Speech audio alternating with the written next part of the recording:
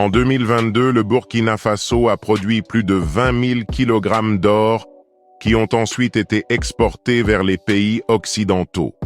Cet or a été extrait par des sociétés étrangères, ne laissant aucun bénéfice au Burkina Faso. Vous devez savoir qu'il s'agit de la quantité qui a été déclarée, ou en réalité plus d'or a été extrait. Ce n'est pas seulement l'histoire de 2022. C'est la raison pour laquelle le Burkina Faso, bien qu'il soit le 14e producteur d'or au monde, est aux prises avec la pauvreté. Cependant, les pays occidentaux comme la France, l'Italie et le Royaume-Uni, qui n'ont pas leur propre mine d'or, ont le plus d'or dans leur coffre.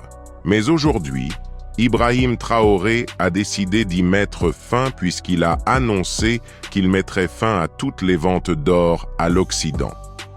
Cela a créé des ondes de choc dans tout l'Occident car son marché de l'or reposait sur l'or principalement du Burkina Faso. Que va-t-il se passer maintenant? Découvrons-le dans cette vidéo. Après qu'Ibrahim Traoré a publié le décret présidentiel visant à mettre fin à toutes les ventes d'or à l'Occident, nous avons assisté à une onde de choc. Cela s'est traduit par des visites d'urgence de dirigeants occidentaux dans des pays africains.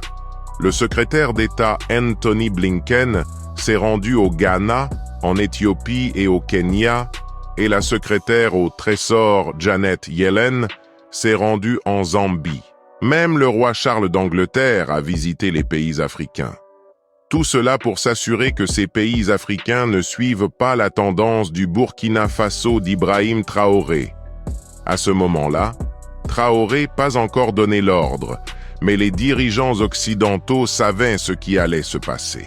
Malheureusement, cet or ne reste au Burkina Faso, et la compensation pour cela est considérée comme injuste.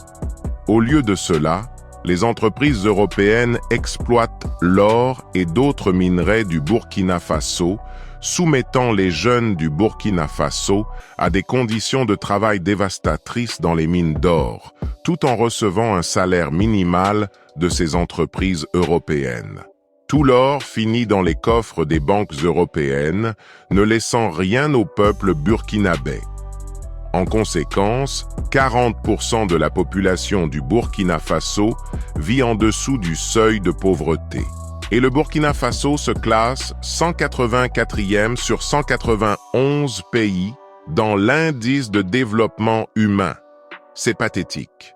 Étant l'un des plus grands producteurs d'or, les réalités sur le terrain au Burkina Faso sont ironiques. Cependant, le chef militaire et président du Burkina Faso, Ibrahim Traoré, a récemment annoncé une stratégie pour résoudre ce problème. Traoré promet que l'Occident n'exploitera plus le Burkina Faso en obtenant de l'or à des prix inférieurs à ceux du marché. Son objectif est de reprendre le contrôle des réserves du pays et de mettre fin à l'exploitation par les entreprises européennes. Vous saurez comment il a prévu de le faire sous peu dans la vidéo. Bien qu'il soit arrivé au pouvoir par un coup d'État militaire, Traoré est déterminé à rectifier les erreurs commises par les dirigeants précédents concernant les ressources naturelles, les finances et le progrès général de la nation. Historiquement, les Africains ont risqué leur vie pour extraire ces ressources. Ils ont souvent recours à des méthodes dangereuses telles que l'utilisation de mercure et l'exploitation minière à petite échelle. Malheureusement, les récompenses de leur travail sont prises par des intermédiaires qui achètent ces ressources à des prix considérablement réduits, les vendent sur les marchés occidentaux et récoltent des profits substantiels qui restent en dehors de l'Afrique. Le président Ibrahim Traoré s'est engagé à mettre fin à cette exploitation une fois pour toutes. Il souligne les défis auxquels de nombreux Africains sont confrontés dans les opérations minières dangereuses pour extraire de l'or. Ces personnes reçoivent une compensation minimale lorsqu'elles vendent leur or sur le marché africain. Par la suite, l'or est exporté vers les marchés occidentaux au profit d'autres tout en négligeant les besoins des communautés locales. Vous voyez, il s'agit d'une méthode systémique pour exploiter non seulement les minerais et les métaux précieux du Burkina Faso, mais aussi ses travailleurs.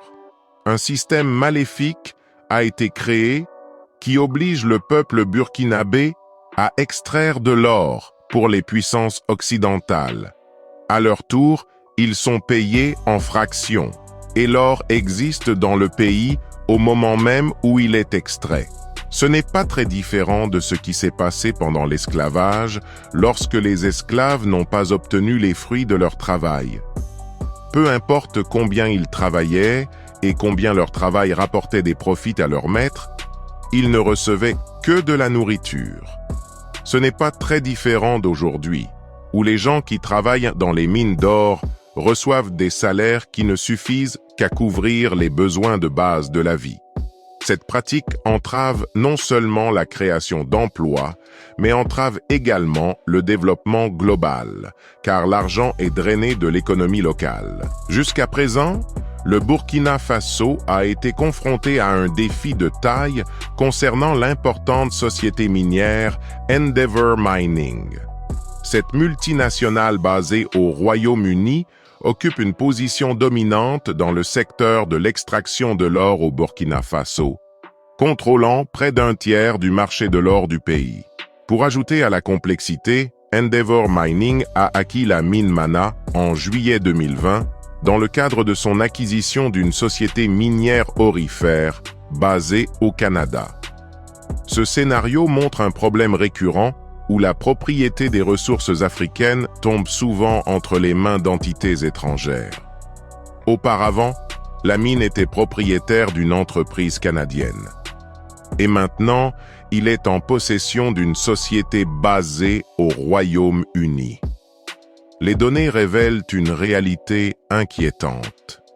Endeavour Mining, une entité étrangère, détient une part importante de 90% dans la mine, tandis que le gouvernement burkinabé ne détient qu'une participation minimale de 10%. Cela montre l'écrasante domination étrangère. Il faut savoir que la majorité des multinationales qui exploitent ces ressources proviennent d'autres pays que le Burkina Faso et que la participation de l'État dans ces entreprises est relativement faible et facile à acquérir. Par conséquent, les gens n'ont qu'un contrôle minimal sur leur propre or et ne peuvent même pas bénéficier de leurs propres ressources. C'est ce qu'a montré l'incident récent où le gouvernement du Burkina Faso a dû acheter 200 lingots d'or à Endeavour Mining en utilisant ses propres fonds au lieu d'utiliser l'or extrait des mines du Burkina Faso.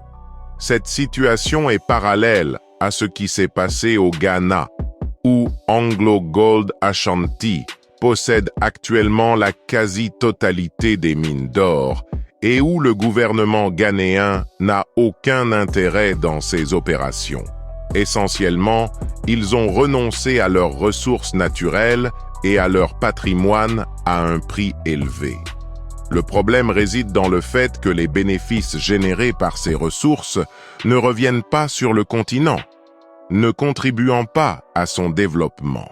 C'est pourquoi le dirigeant burkinabé affirme qu'ils s'orientent vers la création de leur propre entreprise pour exploiter ces ressources de manière indépendante et selon leurs conditions. Leur objectif est d'augmenter la valeur des ressources et de les vendre aux plus offrants en veillant à ce que les revenus reviennent au Burkina Faso pour le développement de la nation. Alimenté par l'extraction de l'or, le secteur minier du Burkina Faso représente 16% du PIB. Dans le but d'améliorer la contribution économique du secteur, le gouvernement a annoncé son intention d'établir une raffinerie d'or pour le traitement local le 23 novembre 2023. Le président du Burkina Faso, Ibrahim Traoré, a posé la première pierre de la première raffinerie d'or du pays, dotée d'une capacité de raffinage annuel de 150 tonnes. Le coût total de la facilité dont le coût n'a pas été divulgué, devrait produire son premier or en 11 mois. Cette raffinerie marque une étape importante en tant que première du genre dans le pays. Il abritera une bijouterie et servira de futur siège à la Société nationale, encadrant le projet pour le compte de l'État. Selon les autorités, l'installation devrait générer 100 emplois directs et plus de 5000 emplois indirects. Le président Traoré a souligné que le Burkina Faso ne raffinera plus son or à l'étranger, mais le fera raffiner chez lui. Il a déclaré que le Burkina Faso saura quelle est la valeur réelle de l'or brut qui sort de ses mines. Ces propos ont été exprimés dans un discours lu en son nom par le ministre des Mines, Simon-Pierre Boussem. Cela montre comment Ibrahim Traoré envisage de prendre le contrôle de toutes les mines d'or du pays en surveillant chaque processus afin qu'aucune entreprise étrangère ne puisse exploiter l'or du Burkina Faso, contrairement à ce qui s'est passé auparavant. L'évolution vers la transformation locale gagne du terrain parmi divers pays miniers africains qui cherchent à passer de l'exportation de la production brute au secteur de l'or. Plus précisément, de nombreux producteurs du continent envoient traditionnellement leur or pour qu'il soit traité dans des raffineries situées en Afrique du Sud, en Suisse ou en Chine. Alors que le Mali ambitionne de devenir le 3e producteur d'or d'Afrique, il pourrait suivre l'exemple du Burkina Faso, comme en témoigne la récente signature d'un protocole d'accord avec la Russie pour la construction d'une raffinerie d'or. Mais comment une transformation de l'or va-t-elle se faire au Burkina Faso? Eh bien, Ibrahim Traoré a dévoilé un plan en août de cette année, lors des célébrations de la Journée internationale de la jeunesse au Burkina Faso. Dans une annonce politique inattendue, Ibrahim, bien qu'il ait surpris son auditoire, s'est senti obligé de s'attaquer à une question cruciale. Depuis son entrée en fonction en septembre 2022, il s'est engagé sans relâche à tirer parti des ressources abondantes du Burkina Faso pour son propre développement. Lors de l'événement, Ibrahim est monté sur scène et a délivré un message convaincant, soulignant le contraste frappant entre les journées internationales de la jeunesse et les actions du monde occidental envers les nations africaines. Il a critiqué avec véhémence le traitement réservé aux pays africains, le qualifiant de modèle d'impérialisme brutal. Ibrahim a souligné que malgré l'abolition formelle de l'esclavage en Europe et aux États-Unis, les Africains continuent d'endurer des conditions ressemblant à de l'esclavage en raison du contrôle étranger sur les mines d'or. Alors que beaucoup soutiennent que le monde occidental